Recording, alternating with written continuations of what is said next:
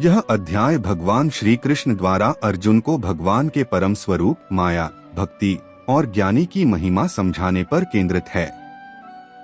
इसमें भगवान बताते हैं कि कैसे वे ही संपूर्ण सृष्टि के मूल हैं। भगवान ही सबके मूल हैं। हे अर्जुन, मुझसे परे कुछ भी नहीं है। जैसे धागे में मोतियां गुंथी होती हैं, वैसे ही यह संपूर्ण संसार मुझ में स्थित है। उदाहरण, सोचिए एक माला में 108 मोती हैं। हर मोती अलग है, लेकिन सबको एक ही धागा जोड़े हुए हैं। भगवान वही धागा है, हम सब उस पर आधारित हैं, चाहे हमें दिखाई दे या न दे। भक्ति से ही भगवान को पाया जा सकता है।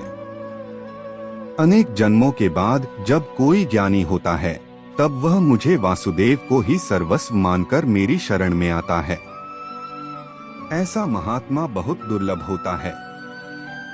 जैसे कोई विद्यार्थी वर्षों तक विज्ञान पढ़ता है, खोज करता है और अंत में समझता है कि सृष्टि की गहराई में कोई महान शक्ति है, तब वह नास्तिक से आस्तिक बनता है। वैसे ही सच्चा ज्ञानी अंत में भगवान की शरण में आता है। अज्ञानी माया में फंसे रहते हैं, भगवान को नहीं पहचानते। सारा संसार 3 गुणों सत्व, रज, तम की माया से मोहित है। इसलिए वे लोग मुझे नहीं पहचान पाते जो इन गुणों से ऊपर नहीं उठे हैं। जैसे कोई पर्दे से ढकी वस्तु को नहीं देख सकता, वैसे ही माया रूपी पर्दा भगवान के असली स्वरूप को ढक देता है। 4 प्रकार के लोग भगवान की भक्ति करते हैं। भावार्थ, 4 प्रकार के पुण्यात्मा लोग मेरी भक्ति करते हैं। 1 दुखी आर्त, 2 जिज्ञासु, सत्य की खोज करने वाला, 3 अर्थार्थी, सांसारिक लाभ चाहने वाला, 4 ज्ञानी, भगवान को ही सर्वस्व मानने वाला। मान लीजिए कोई व्यक्ति संकट में है, तो वह भगवान को याद करता है, आर्त। कोई भगवान को जानना चाहता है, जिज्ञासु। कोई धन संपत्ति मांगता है, अर्थार्थी। लेकिन जो सब कुछ भगवान में देखता है, वही सर्वोच्च ज्ञानी होता है। भगवान ही सबके मूल कारण हैं। उन्हें माया से ढका देखकर सामान्य लोग नहीं पहचानते। केवल भक्ति और ज्ञान से ही उन्हें जाना जा सकता है। ज्ञानी भक्त भगवान को सबसे प्रिय होता है। ईश्वर की 8 प्रकार की प्रकृति। मुझसे उत्पन्न यह 8 प्रकार की भौतिक प्रकृति है। 1 पृथ्वी, भूमि, 2 जल, 3 अग्नि, 4 वायु, 5 आकाश, 6 मन, 7 बुद्धि, 8 अहंकार। जैसे एक मोबाइल बनाने के लिए अलग अलग पार्ट्स होते हैं, स्क्रीन, बैटरी, प्रोसेसर, वैसे ही यह संपूर्ण सृष्टि भगवान की इन 8 प्रकृतियों से बनी है। भगवान ही सभी स्वाद, प्रकाश और शक्ति में व्याप्त हैं। हे अर्जुन, मैं जल में स्वाद हूँ, चंद्रमा और सूर्य में प्रकाश हूँ, वेदों में हूँ, आकाश में ध्वनि हूँ और पुरुषों में शक्ति हूँ। जब आप पानी पीते हैं और उसमें मिठास या ताजगी महसूस करते हैं, वह ईश्वर की उपस्थिति है। सूर्य की रोशनी, चांदनी, किसी वीर पुरुष की बहादुरी, सब में वही परमात्मा है। जो लोग अन्य देवी देवताओं की पूजा करते हैं, वे भी अंततः भगवान को ही पूजते हैं। जो भक्त जिस देवता को श्रद्धा से पूजता है, मैं उसकी श्रद्धा को स्थिर करता हूँ और उसी के द्वारा उसे फल भी मैं ही देता हूँ। जैसे कोई एक ही सरकार से अलग अलग विभागों से काम करवाता है, बिजली, पानी, पासपोर्ट, लेकिन मूल सत्ता एक ही होती है। वैसे ही कोई भी देवता की पूजा करे, फल देने वाला परम भगवान वासुदेव ही होते हैं। सच्चा भक्त ही भगवान को जान सकता है। ज्ञानी भक्त सबसे श्रेष्ठ होता है, वह भगवान को प्रिय होता है और भगवान भी उसे अत्यंत प्रिय मानते हैं। जैसे कोई माँ अपने सभी बच्चों से प्रेम करती है, लेकिन जो बच्चा उसे पूरे दिल से समझता और समर्पण करता है, वह माँ का विशेष प्रिय होता है। वैसे ही ज्ञानी भक्त भगवान को बहुत प्रिय होता है। क्या आपने कभी सोचा है कि भगवान हर जगह कैसे होते हैं? ईश्वर ही सबका मूल है। भगवान कहते हैं, मुझसे ऊपर कुछ नहीं है। जैसे माला में मोती एक धागे से जुड़े होते हैं, वैसे ही सारा संसार मुझसे जुड़ा है। माला में मोती और बीच में धागा भगवान। हर जीव एक मोती की तरह है। भगवान कहते हैं, जल में स्वाद, सूर्य और चंद्रमा में प्रकाश, वेदों में मैं ही हूँ। पानी पीता व्यक्ति, वाह कितना ठंडा। पीछे से आवाज, ये स्वाद मैं हूँ अर्जुन। 4 प्रकार के लोग भगवान की भक्ति करते हैं। 1 दुखी आर्त, 2 इच्छा करने वाले अर्थार्थी, 3 जानने की चाह वाले जिज्ञासु, 4 और सच्चे ज्ञानी। इनमें भी ज्ञानी सबसे प्रिय है। आर्त बीमार व्यक्ति भगवान को पुकारता है। अर्थार्थी धन के लिए पूजा, जिज्ञासु ध्यान में बैठा साधक, ज्ञानी मुस्कुराता हुआ भक्त। भगवान ही सब कुछ हैं। भगवान कहते हैं, मैं सबको नहीं दिखाई देता क्योंकि मेरी माया उन्हें भ्रमित करती है। कोई पर्दा हटा रहा है, पीछे भगवान का प्रकाश, जैसे सूरज बादलों में छिपा हो। जो सच्चे ज्ञानी होते हैं, जो भगवान को ही सर्वस्व मानते हैं, वे भगवान को अत्यंत प्रिय होते हैं। एक बच्चा जो माँ बाप से दिल से जुड़ा हो, वही ईश्वर और ज्ञानी के प्रेम का उदाहरण है। क्या कभी आपने महसूस किया है कि कोई शक्ति हर जगह है? पानी में स्वाद, सूरज में तेज, मन की शांति, वो कहां से आती है? मैं जल में स्वाद हूं अर्जुन, मैं जल में स्वाद हूं। मैं सूर्य और चंद्रमा की रोशनी में हूं। वेदों में जो गूंजता है वह भी मैं ही हूं। पानी पीता बच्चा, सूरज उगता है, ओम की ध्वनि गूंजती है। हर जीव मुझ में बसा है। अर्जुन, मेरे बिना कोई सत्ता नहीं।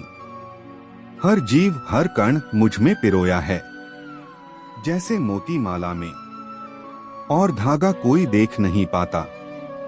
माला की स्लो मोशन क्लिप, हवा में उड़ते कण, माया के पर्दे में छिपा मैं हर किसी को दिखाई नहीं देता। मेरी माया एक पर्दा है, और जो अज्ञान में हैं, वे मुझे नहीं पहचानते। धुंध से निकलता प्रकाश, फिर एक साधक ध्यान में। 4 प्रकार के लोग मेरी भक्ति करते हैं। जो दुखी हैं, जो कुछ चाहते हैं, जो जानना चाहते हैं, और जो मुझे ही सब कुछ मानते हैं। अलग अलग भावों में भगवान को पुकारते हुए सभी भक्त उदार हैं। पर जो ज्ञानी है वह मेरा अंश नहीं, वह मेरी आत्मा के समान है। ज्ञान विज्ञान योग यही कहता है। भगवान को जानना है तो अपने भीतर झांकिए, वो आपके हर अनुभव, हर सांस में है। बस पहचानने की देर है। इस अध्याय में श्री कृष्ण अर्जुन को समझाते हैं कि संन्यास, कर्मों का त्याग, और कर्मयोग, कर्म करते हुए फल की इच्छा न रखना, दोनों ही मोक्ष के मार्ग हैं। लेकिन कर्मयोग श्रेष्ठ है क्योंकि वह अधिक व्यावहारिक और स्थिर बुद्धि वाला मार्ग है। कर्म त्याग से नहीं, फल त्याग से मोक्ष मिलता है। संन्यास कर्म का त्याग और कर्मयोग कर्म करते हुए फल की आसक्ति का त्याग, दोनों ही कल्याणकारी हैं, लेकिन कर्मयोग श्रेष्ठ है। मान लो एक व्यक्ति मंदिर में पूजा करता है और दूसरा व्यक्ति अस्पताल में मरीजों की सेवा करता है। अगर दोनों ही स्वार्थ से रहित होकर सेवा कर रहे हैं तो दोनों का कार्य श्रेष्ठ है। लेकिन समाज के लिए सक्रिय रहकर सेवा करना, जैसे डॉक्टर की सेवा, अधिक व्यावहारिक और उपयोगी है। यही कर्मयोग है। आत्मा को जानने वाला सबको समान दृष्टि से देखता है। जो ज्ञानी है वह ब्राह्मण, गाय, हाथी, कुत्ता और चांडाल में भी परमात्मा को समान रूप से देखता है। एक संत किसी धनी व्यक्ति और भिखारी दोनों को नमस्कार करते हैं, क्योंकि वे जानते हैं कि दोनों में परमात्मा ही वास करता है। यह समदृष्टि ही आत्मज्ञान का लक्षण है। शांति वही पाता है जो फल की आसक्ति छोड़ देता है। जो व्यक्ति योगयुक्त है, आसक्ति रहित होकर कर्म करता है, वह शांति को प्राप्त करता है। जो फल की इच्छा करता है, वह बंधन में पड़ता है। एक किसान फसल बोता है और ईश्वर पर भरोसा करता है। दूसरा किसान फसल बोते ही चिंता करता है, कितनी उपज होगी, कितनी कमाई होगी। पहला शांति में है, दूसरा तनाव में। सच्चा योगी वह है जो सुख दुख में सम रहता है। जो व्यक्ति प्रिय वस्तु मिलने पर आनंदित नहीं होता और अप्रिय वस्तु मिलने पर दुखी नहीं होता, वही ब्रह्मा को जानने वाला है। एक विद्यार्थी परीक्षा में फेल होता है, फिर भी शांत रहता है और अगली बार प्रयास करता है। दूसरा विद्यार्थी फेल होते ही हताश हो जाता है। जो शांत रहता है वही स्थिर बुद्धि योगी है। संन्यास और कर्मयोग दोनों श्रेष्ठ हैं, पर कर्मयोग उत्तम है। घर छोड़कर जंगल जाने से बेहतर है कि घर में रहकर निस्वार्थ सेवा की जाए।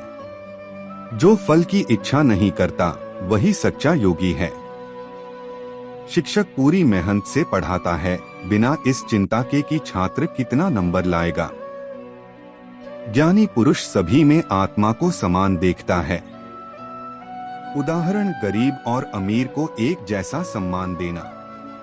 सच्चा योगी सुख दुख में समान रहता है। उदाहरण, कोई व्यवसायी घाटा सह कर भी शांत रहता है।